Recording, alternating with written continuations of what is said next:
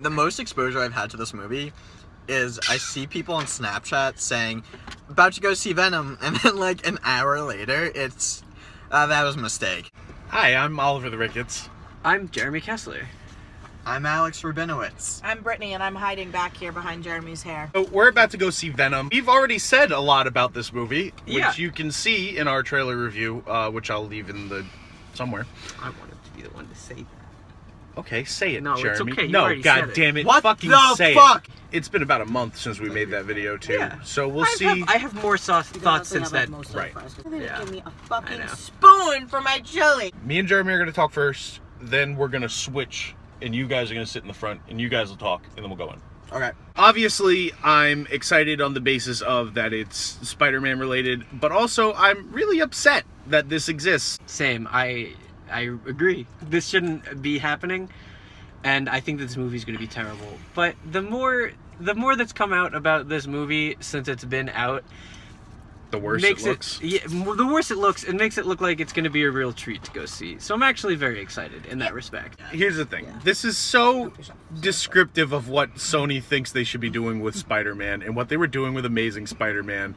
Because they wanted to do a fucking Sinister Six movie when that was going on too. I would have fucked with that. No, without fucking No. Spider-Man in it. And, Oh, what? yeah. That's even though they had established that, hey, Andrew Garfield's Spider-Man, but we're gonna do a movie without him about a supervillain team up where they're the main characters. This is definitely an attempt to still do that but they're gonna do the non-traditional Sinister Six, which is even stupider because you're not gonna see the characters you want to see. But this is even worse because Venom shouldn't exist without Spider-Man. That's the point of him. Then they want to do a fucking Morbius movie with fucking Jared Leto, which makes zero fucking sense, because he's never been a popular character. The only thing I think they could do to really win me over with this, and it wouldn't even be good, it would not make any fucking sense. If they put Spider-Man in this movie, I'd be fucking blown away. It's almost like they took, they're like, oh, people didn't like Spider-Man 3. I bet it was because Spider-Man was in that movie. The two extremes that they're going to is either let's make a movie about Venom where Venom's not really in it till the last 20 minutes, or let's make a movie and it's all Venom. I don't know. It's gonna be weird. We're gonna jump in the back seat. Yeah. They're gonna jump up here. Now we're in front. How is the cookie? I'm gonna It's try. really good. Honestly, I haven't seen a single trailer for this movie. You didn't watch our. Bad. You didn't watch our trailer breakdown I of this usually movie. do. I usually on. do, but not for this one. I think it's gonna suck, but I think it's gonna suck in a fun way, and we're just gonna rip on it the whole time, and I can't wait. that makes me really excited. After I saw the best movie of this year, aside from Mamma Mia 2, which was A Star Is Born, I walked into the theater and Venom was on, and I didn't realize it was totally at the end, so I saw the post-credit scene, and I thought that was the end of the movie, which I think made it funnier to me. Now knowing it's the post-credit scene, I feel at least a little bit better about it, but I laughed. I walked out hysterical laughing, and I couldn't stop laughing. You can ask these two. I literally could not stop laughing for a good 5 And we minutes. were crying before that. Yeah. And I was hysterical, yeah. Predicted ratings. Wow. Piece of shit. Okay, Venom time.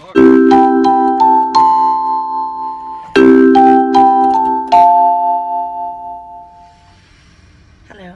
So that was Yeah. a movie.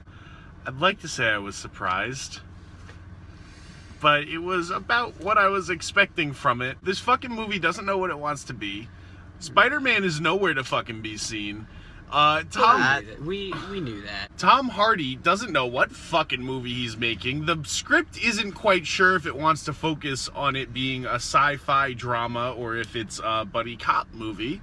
And holy shit! And nobody talks like a normal person. They all talk like they're absolute children.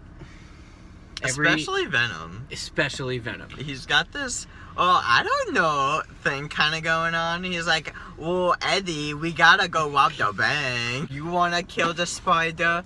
I wanna kill the spider. I think the first question is this better or worse than Spider-Man 3?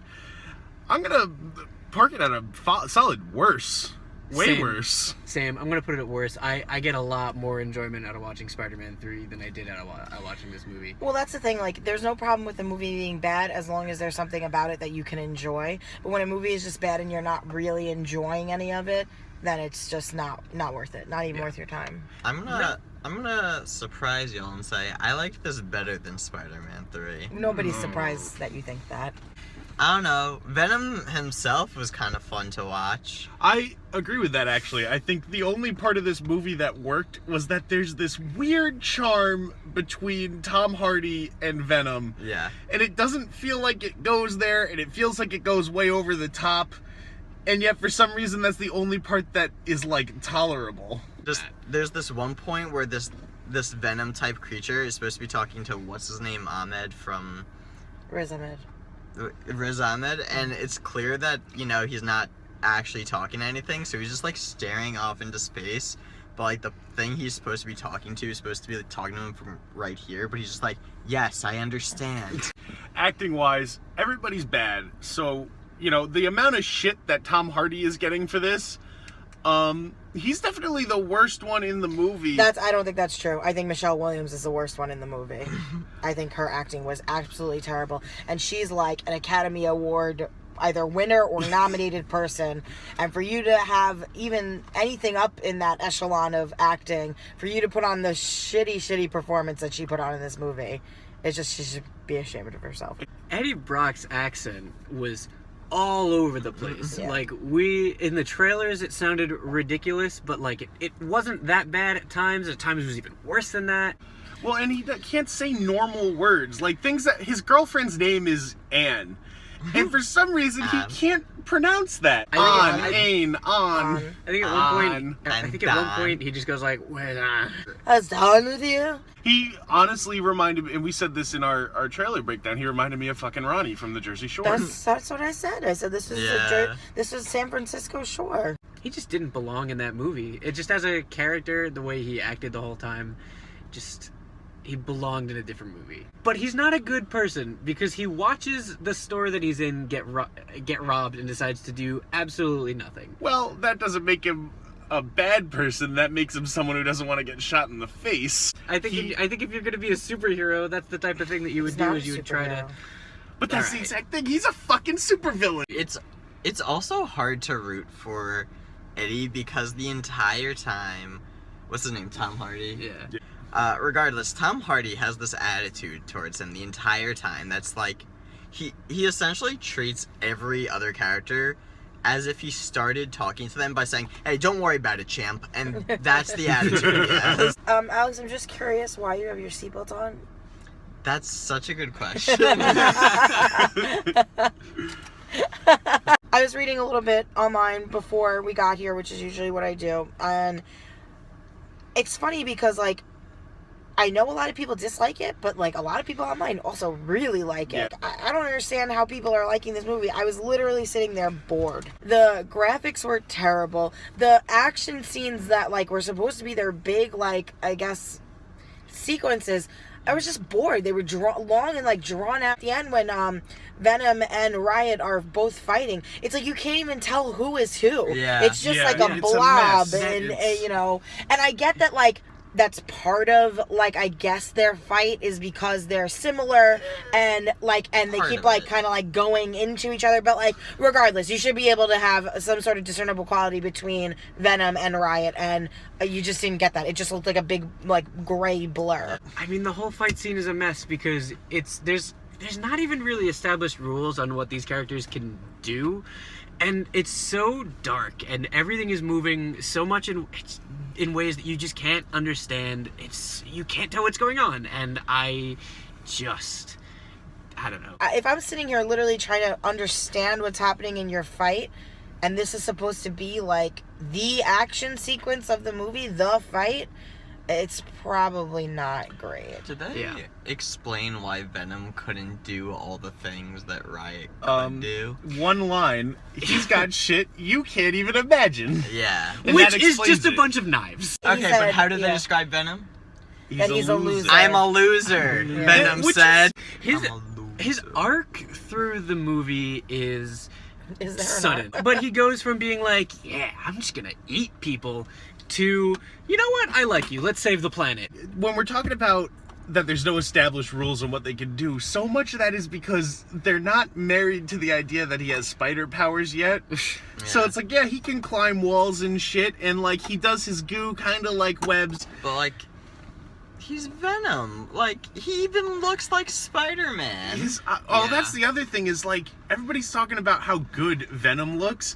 And honestly, every time I saw him, like, wow, this really looks like shit. Like, he looks like the Saturday morning cartoon, but in the worst way you could possibly imagine.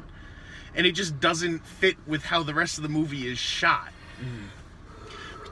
And then on top of that, all the fight scenes, not even just when he's fighting Riot, but everything. I even said to you at one point in the movie, if they would stop shaking the camera, if things could be in focus, it'd probably be a really good scene, but it just winds up feeling like something from like Daredevil with Ben Affleck, or like Halle Berry's Catwoman, where they just don't have it figured out yet. Even the non-action scenes were still blurry. Even just people talking to each other, it just didn't look like it was in focus. I'm like, I don't understand how we're making movies out of focus. I remember a long time ago, like way before we had trailers for this movie, I heard that it was originally going to be a horror movie. It's clearly not. And I feel like there was like a couple points where you had remnants of this that was like, oh, the original scene was supposed to be something like that. And I don't know, I thought those scenes could have been interesting if they had stuck with that angle. Like when he breaks into the lab, or when she lets him into the lab and he's going through all the different like rooms and all the different things. Yeah. Like that's very reminiscent of like a 28 Days Later and like, you know, that sort of vibe. And then when she starts flipping out and like jumps on him, like that part was like horror-esque, you know, like you would see that in a horror film. And I agree. Like, I think it would have been a better movie had that been, like, the kind of route that it went on. But then it just turned into this, like, fucking, like, like Thursday night sitcom. The parts with Eddie and Venom could have worked, but you had to pick one. You could be this big science horror film, you know, or you can be The Mask. But it's one or the other. He does actually call Venom Mask at one point. Yeah, he does. The jokes aren't good, by the way. Yeah. No. We had a bunch of fucking morons in our theater who, their laughs weren't like regular, like, ah, ha, ha. They were like, I loved every time there was a not funny joke that made everybody in the theater laugh, Alex went, and that made me laugh. I felt like I was just laughing, like, at random parts in the movie, just at, like, how dumb it was. So I'm just sitting there laughing, and it's completely silent, because it's not a funny part of the movie, but it was funny to me. I don't remember why. There's so many things in this that are unintentionally funny. I lost it when he jumped in the ocean like he was Michael Phelps and started fucking swimming. Oh, and then the line after that, my legs were broken, and now they're not. Or that I love when it's just him and the guy who became Riot fighting, and the symbiotes aren't on them, and he like jumps up on the ramp and throws a punch, and they slow it down, even though that hasn't happened at all in this movie. It's just Tom Hardy throwing a punch. Yeah. And we decide almost like you needed a couple more seconds on the runtime. There were a few times in the movie where I got a very video game vibe of the movie. That it's like almost like they weren't shooting this movie to make it a real movie. They were shooting it to make it the cutscenes in between playing a video game. Quickly, everybody rate it, and then we'll spoil the shit out of this. Great. Give it a V for Venom. I'm gonna give it a C-. I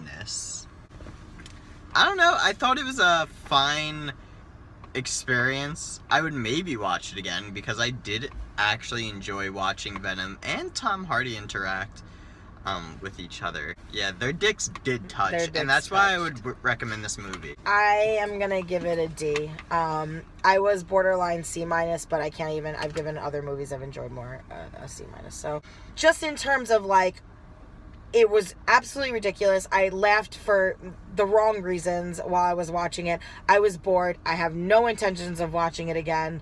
And I just didn't feel that this was a story that went with anything else and needed to be told in the way that it was told. It was almost like fan fiction. I feel like this was a fan fiction Venom movie. Yeah. So I didn't like that. So I wasn't a fan. That and the acting was shit. The graphics were terrible. The action scenes were not even that good.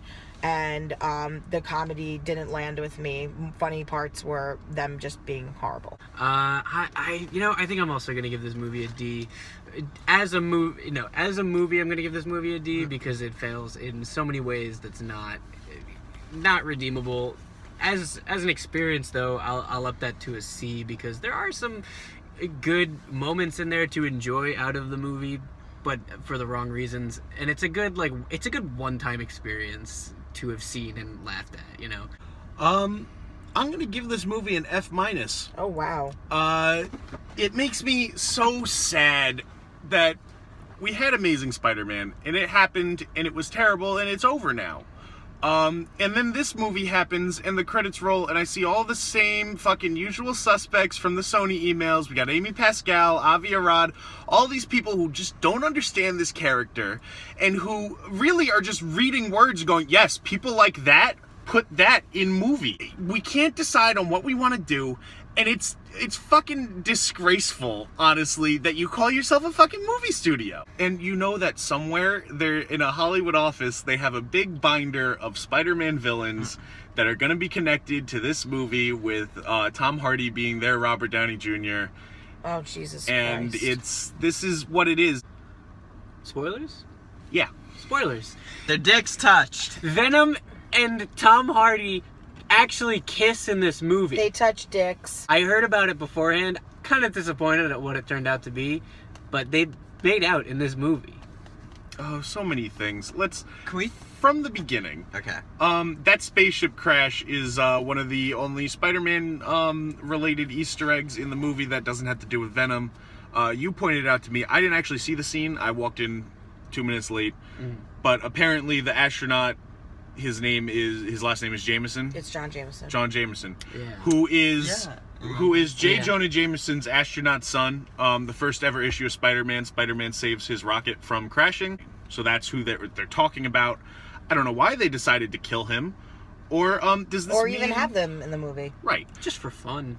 Just to get that name recognition, probably. Right, it's just so that some fuck like me is gonna sit around and go, oh, in Spider-Man, this happened. When they said Jameson, I turned to Jeremy and I went, more pictures of Spider-Man! An Easter egg in that the guy that Eddie Brock was texting and then he called Barney Bushkin or something like that.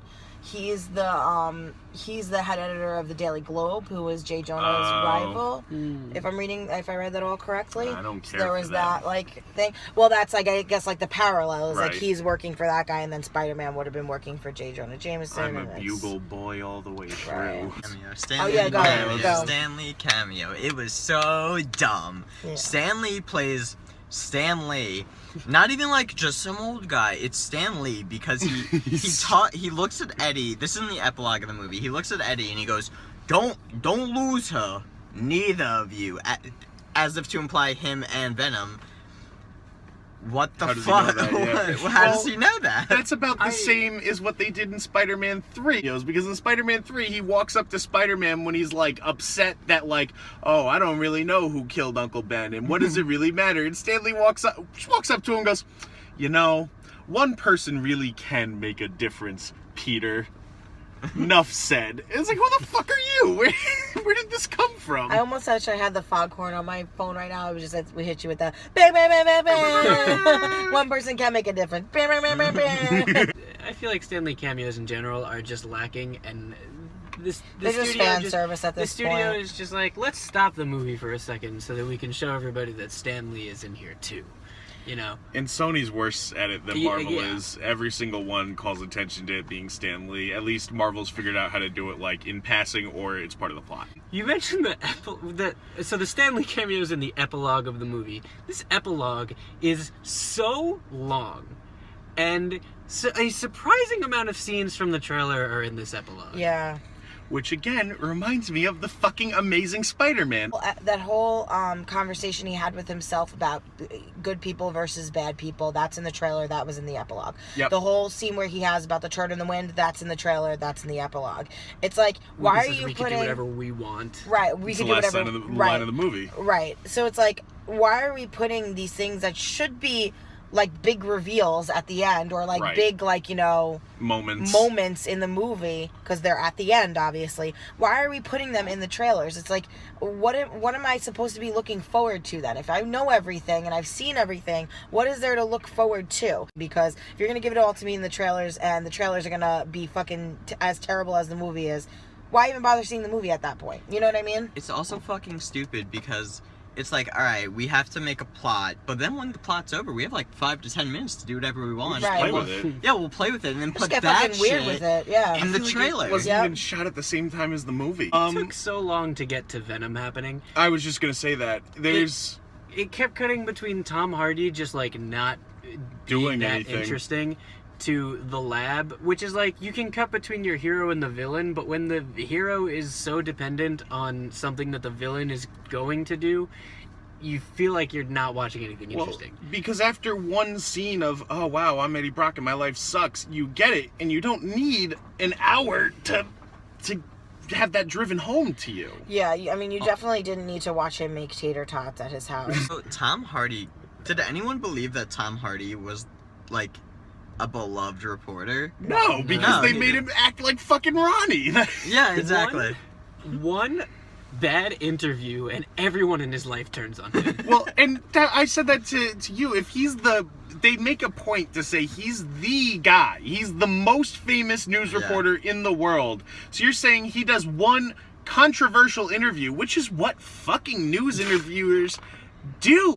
Well, and I think they made her like unnecessarily bitchy. Like even the scene where he meets the boyfriend's being like very like polite and nice to him, and the wife goes, I can't believe you did that. Then like halfway through the movie, they decide she's a really cool person.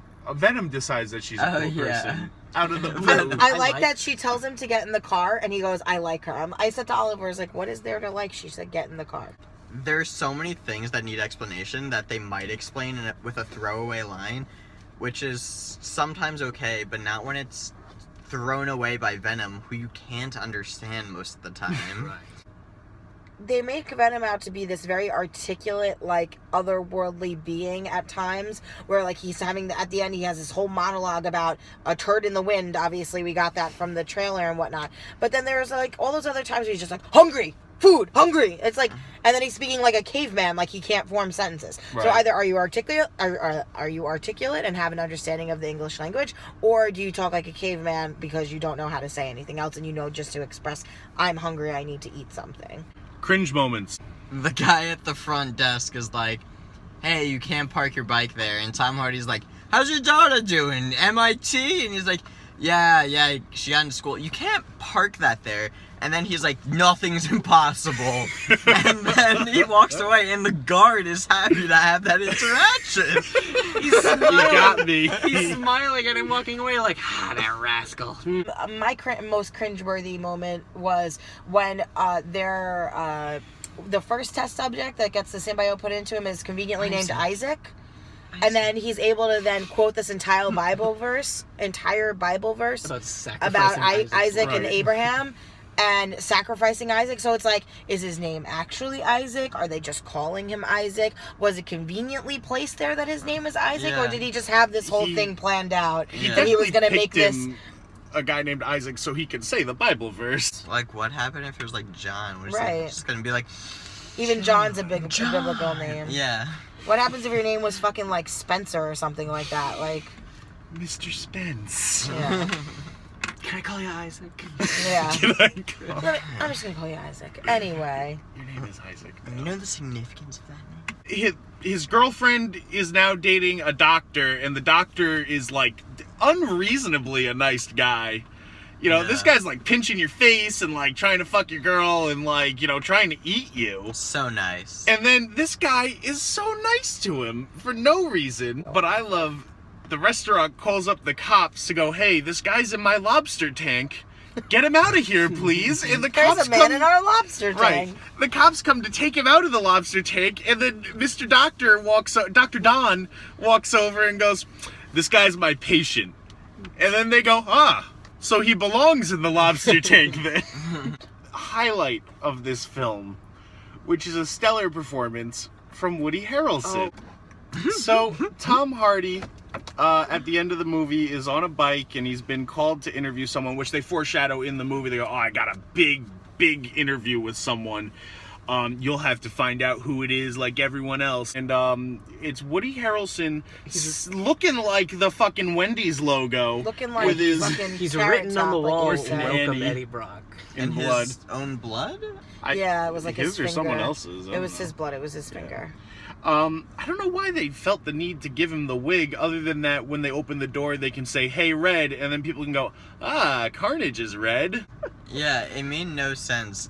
Woody Harrelson, A, speaks like a child, and B, looks like Carrot Top. And this is another Academy Award winning person. His famous line that ends the movie after this is, "There's gonna be carnage. When I get out, When I get out, looks directly Into into the the camera. camera. there's gonna be carnage." Does it make it funnier that it's Woody Harrelson? Because I feel I like think it so. does. Yeah, Yeah.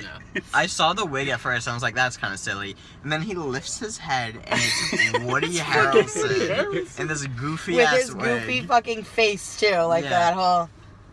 Who doesn't Yeah. look like he should be a redhead either. Or in this movie, period. I'm Oliver Ricketts. No, you're not. I'm I'm Jeremy Britney Spears. Kessler. I'm Alex Rabinowitz, I guess. Shit. You can't leave in the part where I call it. I'm gonna leave It's it not that offensive. soundbite. Okay, bye everybody.